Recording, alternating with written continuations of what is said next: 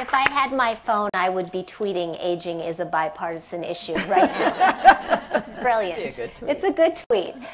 But let me throw it back at all three of you. If aging is a bipartisan issue, how do we maneuver public policy to help us age in a more financially successful way? What sort of reforms or changes do you think we can actually put into motion? And Senator, I'll start with you. Well, let me start with one of your, I think, 4 issues that you raised, and that's education. And it strikes me as what each of us has said here. I guess I don't understand. When I was Attorney General of our state, I participated in a contest that kids had on financial literacy. But it was only a select group of the kids in the junior high school that participated in the financial literacy because they chose to do it. And it seems to me that, to step back for a moment, we need to have a much better foundation on financial literacy throughout our education system, because this is an issue that we're talking about women not having financial literacy, but it extends to men too as well. And I think that from having young children myself and seeing in the school system, there isn't enough emphasis on understanding what it means, whether to balance a checkbook, what it means in terms of how interest accumulates, all of those things. I think that should be a foundation, by the way, along with more civic education in our schools, that I would like to see us engage in starting from the beginning. And then in terms of public policy as we are here, I do think that my view is supporting policies that allow people to have choices. I'm someone who, for example, on the healthcare front, I'd like to see more health savings accounts. I'd love to see you have a health savings account throughout your life that you could carry with you. I'd like to make sure that we continue to encourage vehicles like IRAs and things so that within the tax code we are actually encouraging people to have the ability to, on a tax basis, make choices for themselves. And so I'd like to see us do more on the individual choice front. And then the bigger issue for all of us is the issue that we've all mentioned, which is Social Security and Medicare. And there are a variety of issues out there, whether it's raising the cap or further means testing for those of us, those of us that will be very fortunate in life and maybe won't need all of the Social Security, thinking about the age. I mean, we are living much older, and looking at the age piece of how do we do that, and how do we do that in a way that is responsible and gradual, like they did when Ronald Reagan and Tip O'Neill got together and they married the cap with a gradual raising of the age. And then on Medicare, it's a similar issue. I mean, ultimately, healthcare costs driving the cost of Medicare. So getting at the healthcare costs, I'm someone who believes in much more competition and looking at market-based ways to decrease costs. But ultimately, for Medicare, we're going to have to look further at all the reforms that I just talked about, and how do we make sure that we do it in a way that people can plan, that we can do it in a way that protects that safety net for those who need it the most. And so I think that there are a variety. Frankly, if we sat in a room right now, we could put a whiteboard on all the ideas on Medicare and Social Security that are out there. And I'm not going to like every idea on the board. My guess is Donna's not going to like every idea on the board, but that we're going to have to come together around a package of things that preserve these programs. And that is, I think, one of the biggest challenges facing all of us in the Congress right now, to give you the certainty to know that these programs are going to be sustained and there, and particularly for those who will need it the most. I think I have a willingness to engage in a conversation about what it is that we need to do to shore up Social Security and Medicare protections for future generations. But my experience these last several years is that conversation only comes up in the context of these, budget contests. And I just don't think that is the right environment to talk about the future of programs that, particularly for women, that even in the best of all possible environments, most women are actually not making individual financial decisions about what stocks to invest in or how to invest in the market. Most women are relying on Social Security and Medicare for their retirement security and a little bit of savings. And so I think it's important that we have those discussions, but we cannot do it in this kind of environment because we won't come up with good solutions and there won't be bipartisan solutions. I think we have to start with wages. You know, I think about, for example, the minimum wage. There's been a great resistance to raising the minimum wage. There are all sorts of assumptions about what that does to job creation and what that does to small businesses. All evidence to the contrary. You have states that have raised the minimum wage and it hasn't had a negative impact on the ability to create jobs and grow opportunities in our small businesses. And so we have to have that conversation because the wages are not keeping pace with inflation. I used to work as a waitress at one point or other. There are a lot of people across the country who, for their primary job, not just because they feel like it or because they want to earn some extra money, but because it's their job, they work for tip wages. But we haven't raised the tip minimum wage in this country in 30 years. And if you make minimum wage in this country, you're making below the poverty line. And so I think we have to make a decision about what we share as values. The people who actually work at the lowest in the income scale at minimum wage should at least have the ability to work for more than poverty wages. And to me, that's a values decision. And so I want to have that conversation around wages. We talked about pay equity and Social Security, that income cap. When you think about it, what is it now? It's $116,000, $114,000 is the threshold. And so I want to know, even as a member of Congress, why it is that I don't pay Social Security on all of my wages. It seems like a very, very simple thing. Even if you went to $250,000, you would more than do the statutory shoring Social Security up for over 75 years. And it's a relatively simple solution. I used to work, before I came into Congress, I ran a foundation it was a seed money from the Reynolds Tobacco Company. And the guy who was my the chairman of my board, the heir to the R.J. Reynolds Tobacco fortune, and he used to bring his check in, you know, and he would just smile at me and say, "You pay more in taxes than I do." I made, you know, obviously he knew what he paid me, and it was a good wage, no question about it. But he'd smile and say, "That shouldn't be true." He'd say, "Gosh, look, I'm tapped out on Social Security, but I make more than you do, and you contribute the same amount as I do for Social Security." He didn't think that was fair. And you know what? I don't think it's fair either. And so I think that we have to address some of those issues. Those issues are different, I think, than closing the wage gap between women and men. What can be done, in your opinion, and Congresswoman Lummis, let's start with you, what can be done, in your opinion, to bridge that gap? Well, that's a great question for me because my state of Wyoming has the highest gap in pay between men and women in the entire nation. And Maryland has the lowest in the entire nation. And part of it, good for you. Part of it is the lack of diversity in my state's economy and the wealth of diversity in your state's economy in terms of the types of jobs that are available. But there are other things too, and some of it is cultural. And so it's important, I think, and I'll go to the banking system. One size doesn't fit all when you're talking about rural states. And my state is comprised of small businesses, small government, and small scale population. We have the smallest population in the nation in Wyoming. And consequently, the big solutions that come out of Washington, out of big government, big labor, and big business, just don't work in my state. And I'll take as an example banking reform.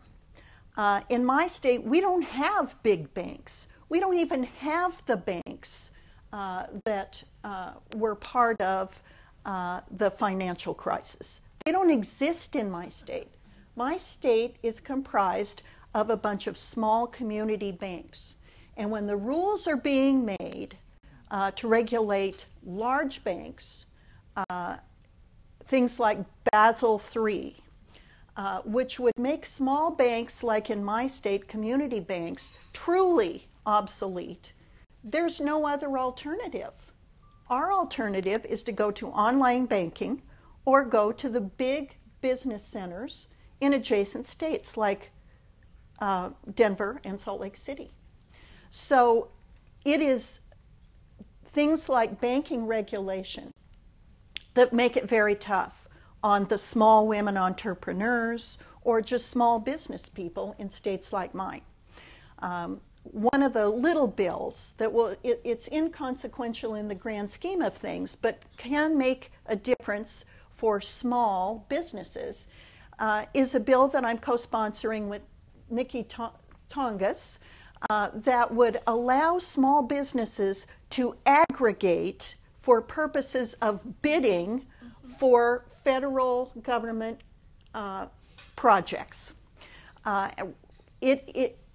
There are so many impediments to small business that are crafted here in Washington that make it very difficult. And with women and minorities trying to break into the entrepreneurial ranks at much higher rates and higher numbers than other demographics. I think it's very important that we have for small business a playing field that will allow them to succeed and not big government top-down solutions, and that includes the banking business.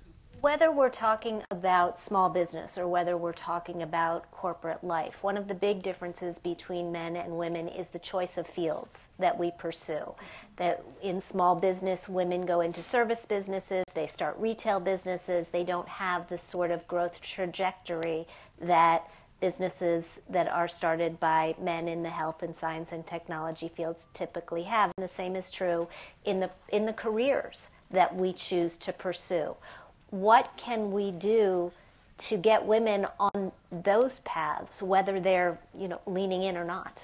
Well, I think one of the things is, so for example, if you look around investing in research and development, the larger businesses, for the most part, they use things like the R&D tax credit, but they can float themselves. Smaller businesses, and I've talked to women who are in these, sort of burgeoning fields, they need a substantial research and development tax credit so that they can continue along to those, grand new designs and ideas.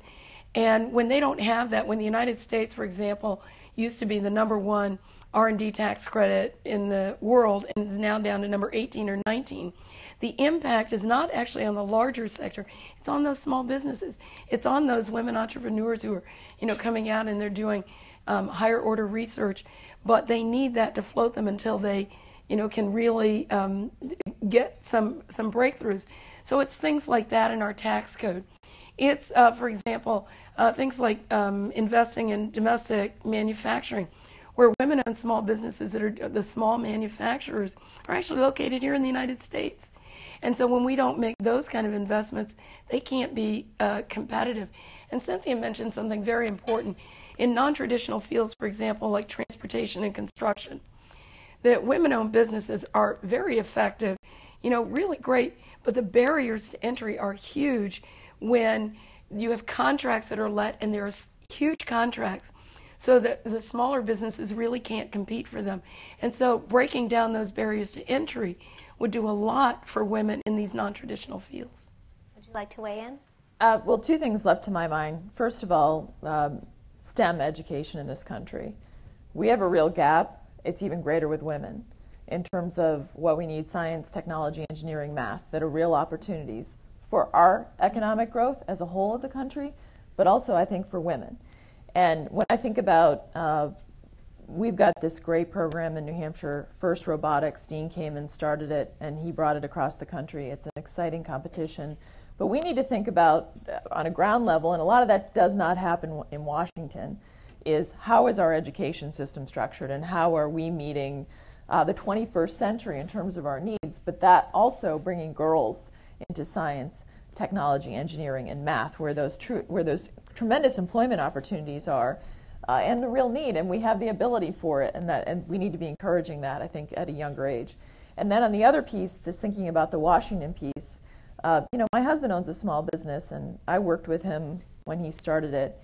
And a lot of the things we do a lot of things on the regulatory end that actually make it harder for the smallest businesses. And I think that both of you referred to that, just thinking about whether it's something that maybe fits a large business, but on the banking end, a lot of problems for our community banks right now. That something that may have been to address a problem with a large bank, on a small bank, it just hurts the bank and really hurts the ability for that bank to put capital out there. And so I think we need to be smarter in thinking about the policies in Washington and how do they really flow back to a woman who wants to start her own business, and what will that require her to do, actually, if we pass something? Will it make it more difficult for her to start that business, or are we going to create a better climate for her in that business? And we're not always often thinking that way, and women are starting from they're entrepreneurs, they're starting their own business or with just a couple employees, just like men, but I think tremendous opportunities there for women, but we have to create the right climate for it. Well, I think we share, the question about community banks, I think, is one that's shared across the political spectrum, because we know it's that those community banks, minority-owned banks, that actually make investments in the biggest risk, those women-owned businesses. And so I do think that, it is complicated to have the same rules apply to those institutions as these mega institutions, which seem to be getting more mega as far as that goes, that would actually do a lot to free up that capital. Let me just ask you all to weigh in on the caregiver issue. How do we help support these millions of caregivers in our country, the vast majority of which are boomer women? Well, I think, first of all, with wage and hour policies, to the extent we can allow flexible solutions. And to me, I think that's very important. But also making sure that, as Amy mentioned on the other end, sort of the end of life, that the elderly issues is that home health care, that we're making that we don't, unfortunately, some of the health care policy that we've passed has actually made it more difficult to get reimbursement, for example, for home health care, and is actually causing more people to have to be in more of an institutional setting when they'd rather be at home, and it makes sense on a win-win basis. So the more that we have our reimbursement policies, whether for Medicare, focusing on home health care to make sure that flexibility is there. We also have cost savings with that, and gives families more flexibility and gives the individual that's receiving the treatment the dignity that they want to stay in their home. So those are some of the things that I think we can work on together. Well, I think I would agree with that. I would say, echo what Senator Klobuchar mentioned when she was here, and it's the idea of trying to encourage people who can to be able to take care of their loved ones in a home setting in a way that doesn't do detriment either to the larger healthcare system, because people need other kinds of options, and that values the work that's done in the home to take care of a loved one. And I think we can find some agreement there. I don't know that I would necessarily agree that as we move toward an expanded and a different kind of health delivery system and encouragement for preventive health and those kind of things, that we have that we've done that to the detriment of looking at the way it is that we need to take care of our caregivers. But I'd say if that's something that Republicans and Democrats want to come together and work on, we're willing to do that, but not sort of not in the same package of saying we want to ditch the system that many of us work very hard to produce. Thank you so much, Senator Ayotte and Congresswoman Edwards, Congresswoman Lummis. We appreciate your time and your valuable input.